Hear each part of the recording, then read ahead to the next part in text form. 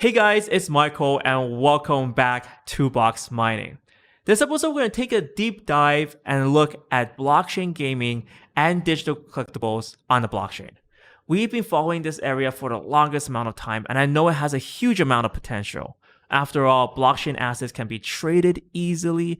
It can also be tracked as well to verify its authenticity and also its limited availability as well. So huge advantages over traditional this collectible space. Today, we have an interview with Evan Vandenberg, the business director of Wax. We've been following Wax for a while now, and they're the kind of at the forefront of the digital marketplace. Recently, they partnered up with Topps to provide GBK garbage pail kit cards on the Wax blockchain, and it's been a phenomenal success.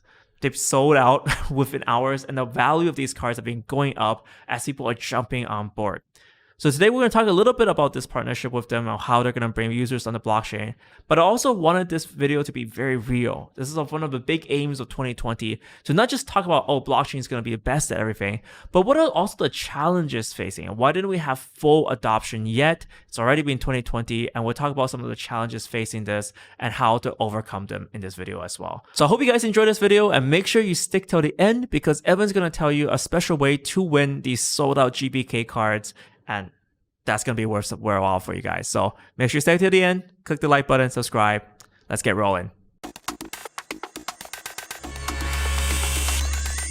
So Evan, how's it going right now? I see you're pretty excited. You're wearing a hat. There's a lot going on Wax. Yeah, the hat is more due to hair problems with all the Corona stuff. But yeah, man, it's been an exciting couple of months. The biggest thing right now has been this Topps release.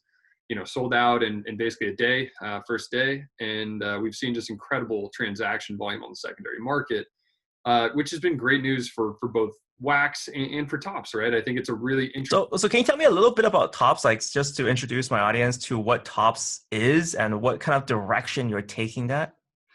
Yeah, so Topps is like this, iconic American trading card company. So actually happens to be a large candy business as well. It's a huge portion of their business. But for the sake of what we're talking about, they're historically very well known for baseball cards. So growing up, for me even, I was very big into trading baseball cards, sports cards in general, and Topps is kind of the premier name in that space. And so, we've been working on a project with Topps and a deal with Topps where we wanted to take the best parts about collecting baseball cards, or in this case, GPK cards, really any sort of collectible trading card, and take the blockchain because it does such a good job of taking the best properties of those things and then making them hyper efficient, right? The trading, the transparency, the security of assets, the verification and authenticity of these things. It's really quite simple comparatively to what you see in the physical card market. And so I think, we've kind of proven, through this release that this is a really interesting opportunity for anyone in that space. And for them, a secondary benefit is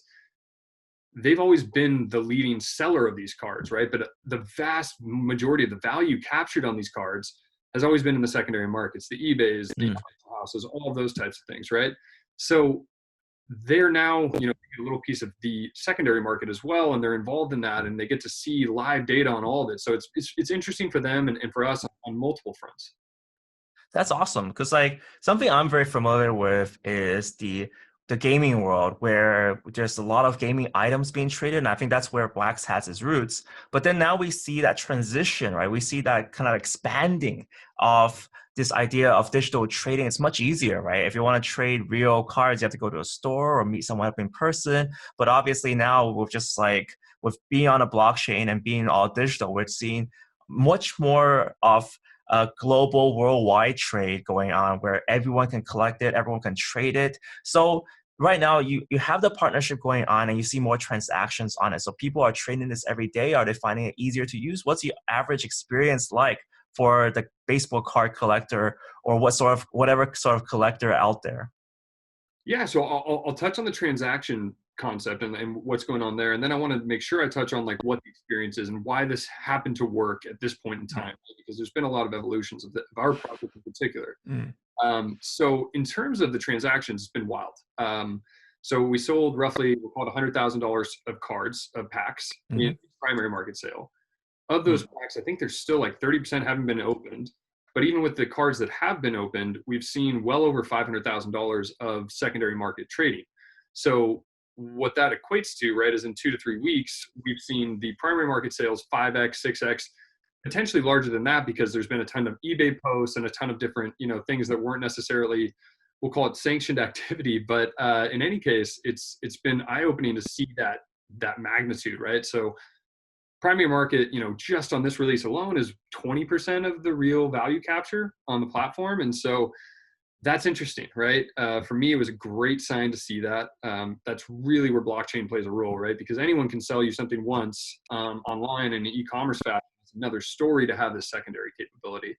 So that's that portion. And I think the key as to why that succeeded, right? As to why this mass adoption of people coming to the platform, purchasers coming in is twofold. I think the most important by far is that we've created something called the Wax Cloud Wallet. That allows for single sign-on with all sorts of different social media accounts. You don't have to do the craziness of MetaMask or other private wallet experiences, right? Because that's just not what Topps base does, right? Like they're not necessarily even familiar with crypto, and we wanted to make sure they didn't have to be to start, right? It's to me, Wax Cloud Wallet's really like the gateway drug, right? You give people this really simple experience where they can log in the same way they do to their favorite apps, and then immediately port it into this experience where, okay, now I can go do something with it, right? You don't have to pay for transactions on Wax. You don't have to do all these things. So you can actually fundamentally be a gamer on Wax or a collector on Wax and have no concept of crypto, right? To be clear. Nice. So how many people are trading on this platform right now? So what's the total? Have you expanded? So after the launch of the Topps partnership, after the launch of these cards, did you see a mass increase in user adoption? Is that going on? Like what's the figures for that? Yeah, so figures are breaks down to about 50-50. And when I say 50-50, I mean 50% of the people who are trading on the platform, purchasing cards, selling cards, are new to blockchain. 50% are, we'll call them either familiar with Wax or at least familiar with crypto. So that was a really fascinating stat. And that we were able to kind of attribute to, we did a bunch of different polls and things of that nature, and we were able to get a pretty reasonable number. And then we could kind of circulate that with data of new accounts. Since everything's open, transparent, we can kind of see what's going on. And then in terms of total purchasers, this thing sold out, I think, with don't quote me on this, but I think it was 1,200 unique buyers. Average price, average sale price, I mean, that would take you to somewhere around $100 a person. That's pretty good. That's really good per person. That's a lot. I mean, in video games, I mean, if you have a $20 average revenue per user, you're golden. Like that's at least for a freemium model. So that's good. And by the way, just to throw Evan a carrot here. So, prior to this, I didn't ask him to prepare numbers and such. So being able to pull these numbers off, I think that's really amazing. All I told Evan was, hey, let's have a catch up. And then now I'm going straight in, what's the numbers, Evan? And just give me some solid figures so we can be excited. And just, I just want to give you credit for being able to pull these numbers off. No, I appreciate that. I mean, for me, it's been just so fascinating to watch. So I've had my constant refresh and, seeing just all the transactions, everything going on, because when we released this, I mean, I had this hope of it turning out this way, an expectation that it was going to turn out this way. I don't know, man, that sounds a little bit more, optimistic. Now, all of a sudden, having seen what I've seen, I mean, this next series that we're going to drop with them, I mean, who knows, right? I mean, I think if we didn't have any sort of limitations, that it would sell out in the first 5 minutes. That's my genuine belief, based on the conversations I've had with people who have reached out and been like, I'm going to buy $10,000, $20,000 of these things. I'm like, oh, great. Well, I don't want one person to buy all the cards. So maybe we need to figure out a way to limit and rate limit and throttle kind of that purchasing flow. So that's the step you're at. That's great to hear. I mean, obviously when you're at you can only purchase one card or one set of cards. When you're throttling, that's really good news. It's like you're limiting how much people can buy, and that's always the best. So now, so the experience in terms of the collector, obviously they have a completely different experience, because prior to this, they had to hold a physical card, right? Now it's all digital. So one of the things here is, how do you make sure that the digital asset feels good? I mean, otherwise they might as well be collecting JPEGs at a certain point, right? Totally. Yeah, no, totally. Right. And at their core, they could be JPEGs, right? They're not, but it could have been that way. So yeah, I mean, I'm happy to show you some assets from, but what we did is we work with Topps, and we created different levels to the cards. So cards have uniquely digital properties, right? So for instance, there's gifs on some cards. There's Mm, holographic, kind of like constantly like shiny, very similar to like what you would have seen on like a Pokemon type card, like on the face of it. mm. Um, and then we even have animations. So like on the rare collector's edition ones, there's actually a live animation built into the card, and they're all 3-dimensional. So you have like this feel where you can kind of like grab them with your mouse and flip them around. You can see them. Right. They all have these properties, and you can actually view them on chain. And there's a lot of different unique factors there. But So it's really going the extra mile for these users. So it's not just saying, look, okay, here's a picture of a card, but also adding additional features and making them look very appealing on a mobile screen. So optimally speaking, you can just go out, like you can probably do both, right? You can trade in person and obviously in online as well, right? exactly, yeah. I mean, But probably not right now though, obviously with COVID, but I was gonna say that. um, maybe I bet there's people doing it. I mean, I'm 100% sure that there is back channels going on where people are sending things and Venmoing each other, which I have a love and hate relationship with. For me, I'm just like, that's really fascinating. Right now, it's such like a knowledge gaining point in this experience, right? I mean, I think this is really one of the first real major brand IPs that people know that there was an existing behavior and an existing culture around these assets. And so doing that, it's just been fascinating so far. Awesome. So where do you see all this going? So, I mean, obviously we started talking about this very, very early. I mean, 2017, 2018, when things were just being built and it was very limited in scope. Now we have a larger scope, right? So it's not just gaming, but more about assets. What other assets can you foresee, and what do you kind of foresee the future of, blockchain's role in the digital collectible space? It's a great question. Can go. That's a very broad question too. You can fill it with anything creative. No, because I think it's just there's a couple of ways I see things going. I think if you're really honest with yourself, these types of collectibles make the most sense. Like even looking back to CryptoKitties, like sure there was a breeding mechanic built in, but like ultimately those are collectibles, right? That's the way I view it.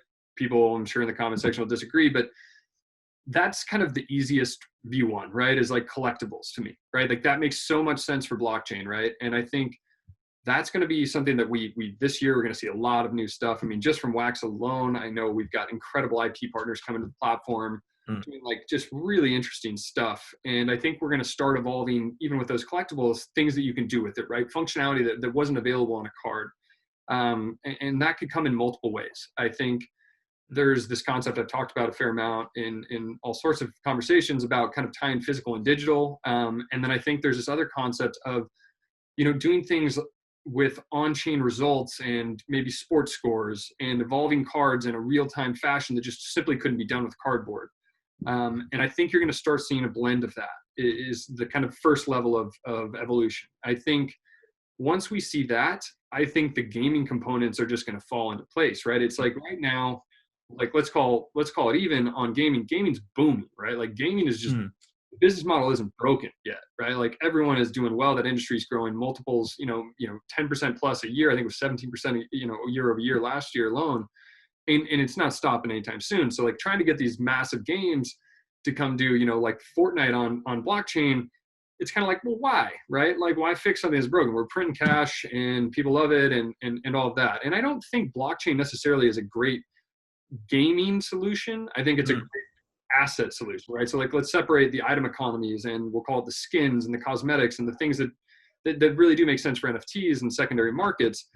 Those I think are going to become more and more available on blockchains. I think people are paying attention now. I mean, I can just tell you from firsthand experience, like conversations have gone from, yeah, that's cool. Like let's hear about it, but I'm not going to do anything to, okay, like let's think about how we can do something in the near term, right? Like let's do a test.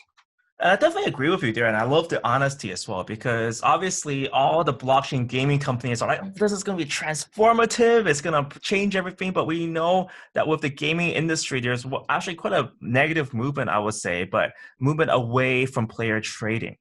So a lot of times skins are so like bound to the account because they don't want people to trade it because they're going to lose money, right? So that was the kind of the business model that the gaming industry is following, and it's kind of working quite well. I would say by working quite well, it's an understatement. Obviously, there's another branch. Obviously, there are companies exploring the idea of trading, and I think that's where we're going to go, but it will take quite a while to work out better business models for that as well. Because at the end of the day, if you can sell a skin and the guy can't resell it afterwards, more money made to the company, right? So I love your honesty. I do want to interject there because I actually fundamentally, from an economic standpoint, disagree with that principle, right? Really? Okay. So from an economic standpoint, you buy a house, you buy a car, right? Why do you buy those things, right? Because some of them appreciate in value. Cars probably not, unless you're really lucky and you get some car and you get really good taste. But a lot of assets do appreciate over time, and not even that, right? Let's assume they depreciate over time. At least you can sell it when you're done with the utilization of that asset. And thus the primary market should be able to render more cash, right? Like it should be a more, you could be able to increase your primary market while still supporting a secondary market, because they're both, it's a virtuous cycle, right? Like people are going to buy and trade. Did I cut out there? You're good. It was like one slight second, but it's good. All right. Well, I heard some feedback. So yeah, so from an economic standpoint, I think that that's something you have to, like, my job is oftentimes like educating people, like, well, why would I do that? Well, why don't we take a look at, and I think that's why I said there was a split, right? Obviously there, from the game designer perspective, right? Creating one's use is much easier to maintain than a forever long market, right? So even 2 years after, how do I make sure that maybe this certain skin or mount is desirable? Because you have to spend time and money and effort to make sure that players know, oh, this is a very desirable skin. So you kind of like, the more you split off your kind of concentration, like, oh, make the 10-year-old skin sexy, make the 5-year-old skin sexy again, make the new one sexy. It's actually a lot of effort. So I feel like from the developers' perspective, from the game developers, they just want to make you, this is the seasonal skin, this is great, buy it, and you lock it on and you can show off to your friends. The rest of the stuff, and then it's from a developer's perspective, that's easy, right? I think that's my argument there. Like, most of them are lazy. Most of them that's the laziest way, and that's the most kind of popular way to do it. That's why I said there was a negative trend. But obviously, there is definitely a market where, there's definitely mounts in World of Warcraft that's still worth a lot. I mean, we're talking about Mechano Striders right back there. And, there's obviously stuff like that, but those are kind of like, it's much harder for a developer to do so. And it's only the really OG ones that kind of make it possible. I would argue that way. And I think you're definitely not wrong. It is easier without question, and they're making money doing it, right? So when something's easy and you're making money, it's a bit harder of a sell. My hope and my belief is that over time we have to, as like an entire space, right? Because like we need to make good business models for them, right? And transactional revenue models are excellent, right? And they've got great ones, microtransactions, everything else in their games. Finding a way to really make blockchain enhance that and not take away from it is probably the right play, right? And I think we can agree there. So yes. I don't think it's been that easy to do stuff with blockchain, and it's getting way better now. But let's be clear, a year ago, it's really hard to ask, even if they wanted to do it, like, what are you going to do? Are you going to have them like, there's questions. Part of it is you have to get the good content on there from the gaming standpoint. From the collectible standpoint, are we making headway there? I think we're really going to start seeing like the real collectible stuff that everyone, collects coming to the space. So I think that's an easier ask. I think there's a few big, they're not existential threats. They're really not. They're just something that I know personally I've had to just battle is everybody does their legal processes a bit different. And if you're an IP holder and you have the content, right? Content really is king in many respects. And you have to respect those content holders, right? And blockchain inherently doesn't necessarily provide a lot of the securities that they get in traditional avenues, right? They're just more accustomed to, oh, we have so much control over this, we can shut the game down, or we can do this, we can do that. Whereas blockchain, once it's out there, people can trade that with virtual impunity, right? And so socializing that idea, and we've spent a lot of time putting together legal constructs of like, hey, how does it work, and how do we make this worth your time? Are you still there? Sorry. Yep. It's just so how do you make it worth your time? So I think you touched on a good issue here, because a lot of the blockchain games, I think we have two sides, right? We have blockchain or very kind of even smart contract developers trying to make video games. But the problem is a lot of the times the games are very thin on content. So I would say like, CryptoKitties, sure, it made a lot of money, but in terms of being able to interact with those kitties, it's not really a game, right? It's it's a JPEG, it's a GIF, right? You can't, we've seen, pet games before, Nintendo Pets, and they're successful because you can actually interact with these pets or do something with them. So creating a game is it's a craft, right? I think the best way, as a game developer, I'm coming from a game development background, as a craft, it takes years to perfect, right? Game designers, that's why they're so famous. I mean, Hideo Kojima, he's been in this industry, he's 60 now, right? This guy's been here since forever, I think 30 plus years, and he's still crafting games and he's still coming up with these ideas, right? So I think that's going to take time, and I definitely think that's the biggest hurdle. The game developers, and more specifically game kind of directors coming, getting that experience and using these items. I think that's hard for video games, but it's good to hear that the collectible space is also catching on as well. So we kind of have a two-pronged approach for digital assets, which is, okay, video games, obvious solution, but there's also hurdles because of game design perspectives and getting kind of more traditional developers on board. And with traditional game development, they're multi-million dollar developments. I mean, Call of Duty series, $300 million. Sometimes they don't want to experiment with the two crazy game concepts. It's just kind of rehashing the same gameplay again and again.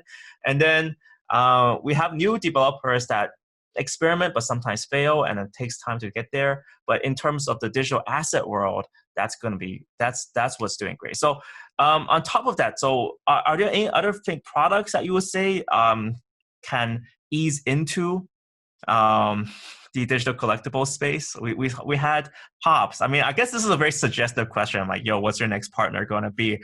But what can you say here? I guess is the best way to say it.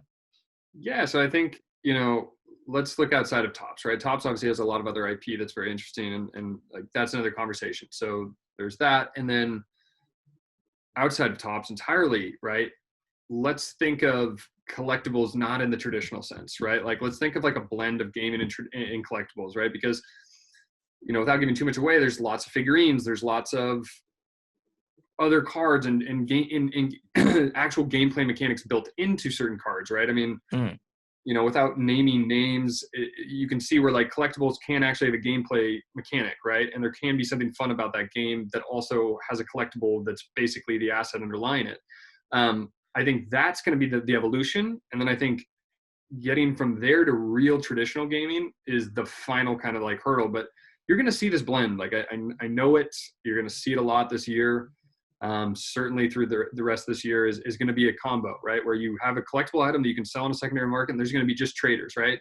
But then they're also going to have like a fun game. Like, and again, you hit on something really crucial is it's always in general with blockchain, there's a few really quality games out there, and I don't want to put them down, but it's really content thin, like you'd mentioned, right? It's like an infinite more amount of time is spent on like these technical hurdles and smart contracts and item economy. They're really good at smart contracts, really amazing. Great. But gameplay wise, you hit on the reason, right? Because it's not easy. I mean, it's not easy at all to come up with a novel concept that utilizes these things. So that's coming, but I think you get where I'm coming from in terms of trajectory, and I think you're just going to start seeing more interactive things with, we'll call them collectibles, whatever you want to call them, NFTs, however you want to define them yourself, but like that are interactive in a way that is far beyond CryptoKitties, right? That are doing interesting things that were never possible with their physical counterparts, or maybe they don't even have a physical counterpart. Awesome. Yep. So I think that's a great conversation there. Just one question that I wanted to ask. Okay, yeah, that's the last one. So I think summarizing this, obviously now going back to the blockchain element. So haven't touched the blockchain side for a long time. So now there's free trades. You said on Wax there's free trades, right? So users can just go and trade for free. Then how does the Wax business model work? How do you give value back to token holders and to the whole economy overall? Yeah, so I think we can talk about like what's there today and like what are we looking at and what are we evaluating. So really the tokenomics behind it is more of a resource allocation. Like if you look at EOS, so like it's more on the developer side. Wax is also used to buy and sell these assets in secondary markets.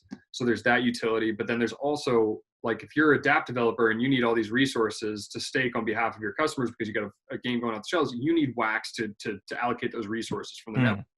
So that's more the business side from that perspective.